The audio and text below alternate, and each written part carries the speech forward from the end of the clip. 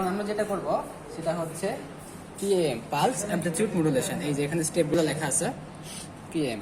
এখন সবার প্রথম যে কাজটা সেটা হচ্ছে আমার হচ্ছে এখানে যে ফ্রিকোয়েন্সি সেট করা লাগবে, আমরা সেক্ষেত্রে 16 কিলো হার্টজ ইউজ করবো। তারপর প্রথমে আমরা কী করবো 16 লিখবো, তারপরে শিফট এই যে কিলো হার্টজ দিলাম, দিয়ে তারপরে আউটপুট এটা দিলে পারে এই যে আমার এই যে তার দিয়ে চলে আসলো ফাংশন জেনারেটর থেকে সিগন্যালটা স্কোয়ারে সরি সাইনোসয়েডাল দিয়ে আমরা যে পজিটিভটা দিলাম হচ্ছে ক্লকের ইনপুটের আর নেগেটিভটা দিলাম হচ্ছে গ্রাউন্ডে। এই যে গ্রাউন্ডে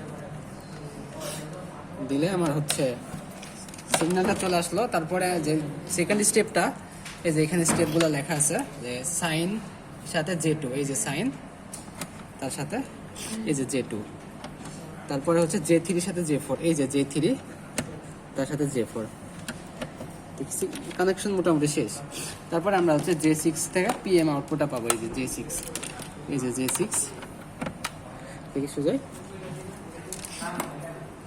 J6 এর আমরা যদি দেখতে চাই সেক্ষেত্রে এই যে পজিটিভটা দিলাম এই জায়গায় আর নেগেটিভ দিলাম গ্রাউন্ডে দিয়ে আমি যদি এগুলো এই যে দেখ এটা হচ্ছে ন্যাচারালটা স্যাম্পলিং করার পরে আমরা যদি এটাকে এই যে বাটনটা করি তারপরে এটা হচ্ছে